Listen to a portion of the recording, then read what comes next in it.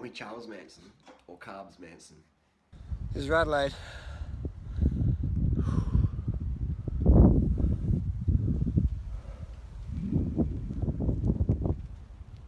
Okay, I've got a question here. Should power meters be banned in racing? I definitely agree. Power meters should be banned in racing if the goal is to make the racing more exciting with less team control. Because if you have a strong team, you can tell your riders to sit on the front, ride at 400 watts, and control the pace. It is impossible really to pace yourself properly without a power meter. You know, I guess I should say it's impossible to pace yourself as accurately as you could if you had a power meter.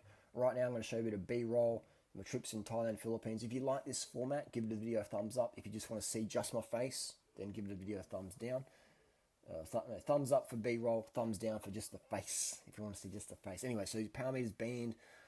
I think they should be banned. Let's look at the pros and cons of it. The pros is it becomes more like Lance Armstrong style racing. Back in the day, when Lance was in the Tour de France, no one really used power meters in racing. They use it in training for sure, because you will work out how much drugs you can take to do certain watts and how much weight you can lose before you lose watts per kilo, stuff like that. And now we see better quality drugs in the market now. There's better drugs in the market. There's more policing, but there's better quality drugs leading to better performances. We look at some of the times on Alpe d'Huez this year in the Tour de France, and with zero fatigue. Zero fatigue and thousands of meters of elevation gained just before the stage. So we're seeing some really next level drug technology. I mean, in pharmaceuticals, 15 years from 2003 era, or let's say 20 years, 1998, we're seeing that's huge in pharmaceutical.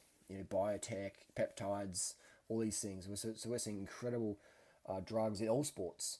And cycling's not the only sport with drug usage. It's all sports. It's soccer, swimming, running. They take a lot more drugs than cyclists do, because cycling it's just so well policed. Heavily. I shouldn't say well policed. I should say heavily policed. That you got to have a good team doctor to really pass the test for most of the time. Anyway, we're digressing here. We're talking about power meters should be banned. I think they should be banned. Let's do a bit of a trial. Let's just ban it. Let's ban power meters for a season. Let's ban it for 2019, and let's see what the riders say about that. Let's see what the audience says about that. Let the riders have their voice. I think, though, that it would, if the riders want it, we should do it. At the end of the day, you have to look after the riders, because that's what makes racing. And then you look after the riders, they're happier. Just ask the riders. I would say, as a rider, I would prefer that they don't be banned, because then it's harder to pace. It's hard to do your job as a teammate. But if let's say you're a clean rider, all right? You're a clean rider. You're not on anything, and you're domestique, and your job is to sit on the front and hold 300 watts or 350 watts. Then you can pace yourself better, all right? So it does give an advantage to the clean riders out there. If you're full juiced, your hemoglobin's 200, and you're smashing anyway. You're going to smash them with or without a power meter. But if you're a clean rider, having that power meter can help you just avoid blowing up too much, So the power meter will benefit the cleaner rider more than it will the full natty enhanced rider, because when you're that enhanced, you're just going to rip legs off anyone anyway. Regardless of if your bike's 8 kilos or 6.8 kilos, you're going to smash everyone that day on the climb. This is how it is. Let's be honest. Let's be real. So the power meters. What do you think? Do you think power meters should be banned?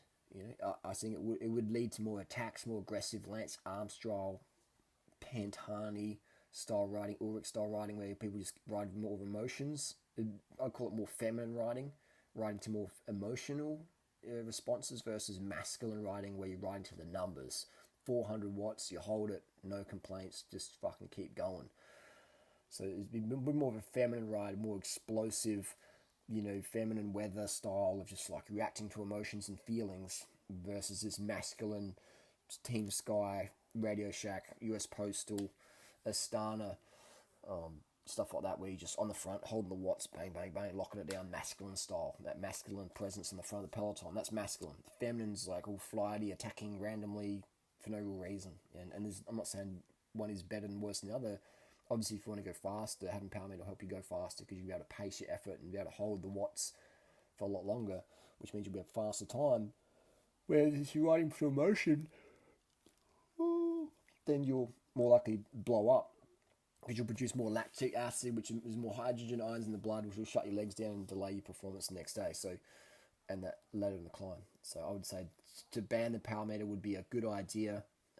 For just to do it for a season. Let's just try it out. I think the UCI will do it.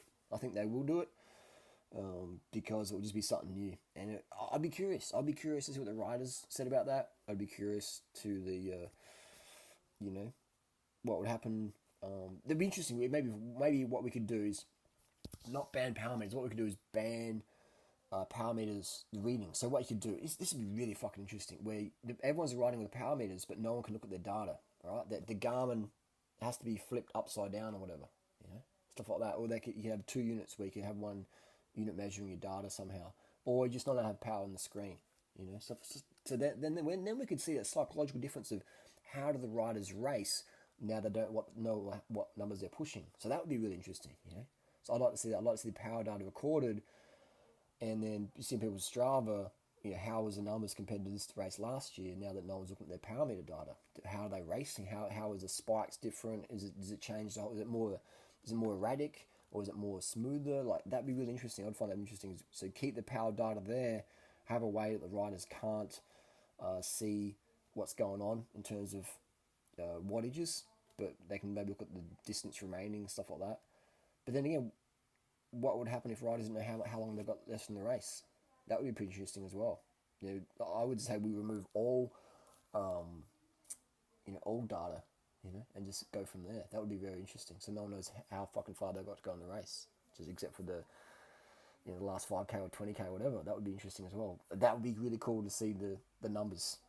A lot of the riders might disagree with that. Go, Harley, I watch your videos, mate. It's good nutrition, but this is such a bullshit plan.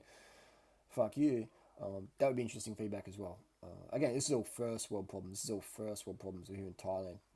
And I film a lot of Thai people just to show people how lean rice cultures are. If you said, me, Harley, find me a 50-kilo wife or a 40-kilo wife today, hypothetically, then I could do that.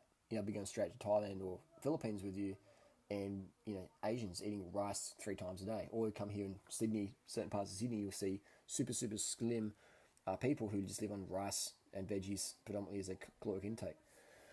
So there you go. That would be really interesting to see those numbers. I think with the power meter is like the game changer. That's the biggest reason that I can help.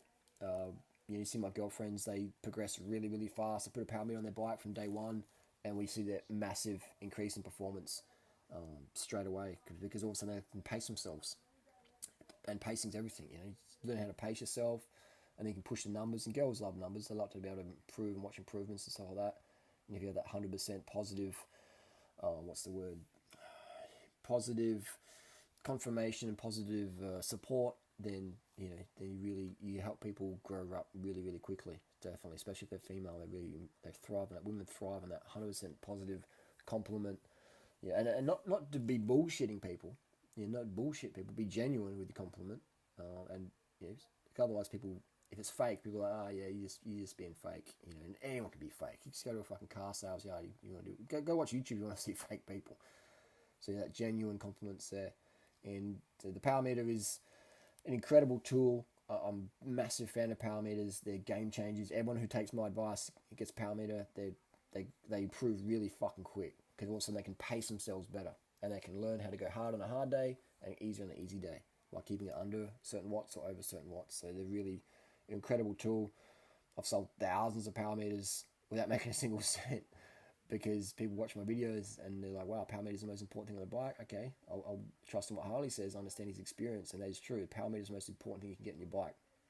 Power meter, power meter, power meter, power meter, power meter. My favourite is Stages power meters, because they're the easiest to fix. If they get wet, just dry them out, put the battery back in, good to go.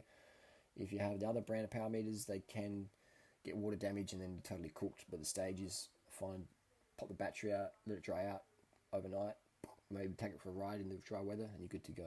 So should power meters be banned?